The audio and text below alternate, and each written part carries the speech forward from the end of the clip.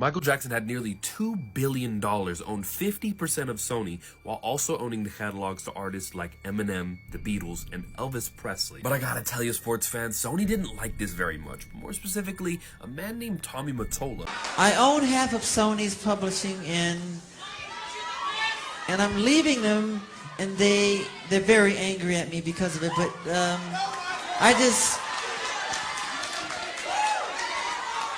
I just did good business, you know. Long before the money, the fame, the controversies, Michael Jackson was born to a small home in Gary, Indiana, son to a very abusive father, Joe Jackson, while simultaneously responsible for the success of him and his siblings, the Jackson 5. And by the age of 11 years old, released the generational hit, I Want You Back, and took the world by storm. But Michael, being front and center, became the face of his family, and he knew that. So Michael started releasing music under his own alias until 1979. And Michael Jackson released the album Off the Wall, producing hits like Don't Stop Till You Get Enough and Rock With You. Right after the success of that album, he dropped an absolute flop called Thriller, the most successful album of all time, creating hits like Billie Jean, Beat It, and Thriller. And in 1984, Michael Jackson sealed himself as the king of pop, fully separating himself from the Jackson 5. And so now, with millions of dollars, he thought, instead of investing in property, why don't I invest in music? I've generated several $1 billion for Sony,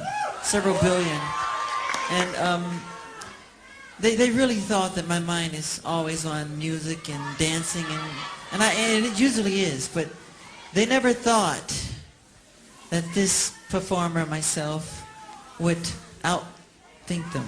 Though in 1985, Michael Jackson had approached ATV Music Publishing and acquired the rights to most of the Beatles' hits. But lurking from the sidelines, a man named Tommy Mottola, the CEO of Sony Music Group, saw this venture and proposed a joint venture between him and Michael, making them both 50-50 partners, meaning whatever was Tommy's was also Michael's and vice versa. So now, besides being a global phenomenon, he continued to make smart financial business decisions throughout the years, acquiring music rights to artists like Elvis, Beyonce, Taylor Swift, and Eminem, which is a wild story. And slowly throughout the years, Tommy watched all of these business moves happen. Slowly, Michael started creeping in on the business that was his. Tommy started controlling Michael through his artistic visions, his music taste, and his marketing and promotional. And holding 50-50 shares in a multi-billion-dollar business with somebody that you fear is not the greatest business model. This drove a deep divide between the two relationships. And in 2002, Michael Jackson expressed interest in selling his 50% share, estimated at over $1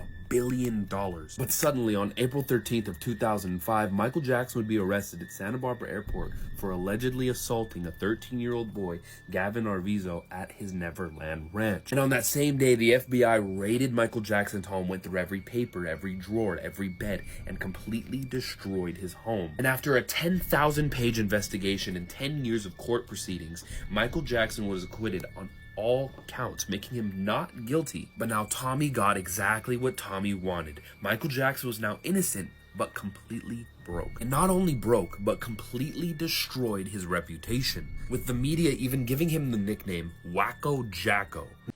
I'm not a wacko, you know? You should not say he's an animal. Should not say he's Jacko. I'm not a Jacko. I'm Jackson. I have a heart and I have feelings. I feel that when you do that to me. It's not nice. Michael couldn't handle it anymore, so in 2009 he announces This Is It tour, a worldwide tour meant to be his farewell tour right before he sold his catalog and disappeared forever. I'll be performing the songs my fans want to hear. This is it. I mean, this is really it. This is the final curtain call. This is it, and see you in July. But before the tour ever started, on June 25th of 2009, Michael Jackson died to a drug overdose, administered to him by a man named Conrad Murray. But instead of calling 911 as soon as he saw Michael's vitals start going down, he called a man by the name Fahim Muhammad, P. Diddy's bodyguard, a man in the industry you call when you're in trouble with the police and you need to clean it up. So after his death, the Jackson family went to go collect what was his fortune, until they found out that in 2002, a man Michael fired back in 2003, John Branca, for siphoning money from Michael Jackson's account to Tommy Mottola's Caribbean offshore accounts. The money was gone. The 50% he owned in Sony was gone. all owned by a man named John Branca, that was signed over by Michael Jackson on April 7th of 2003. Issue being that Michael Jackson wasn't there when the document was signed in LA.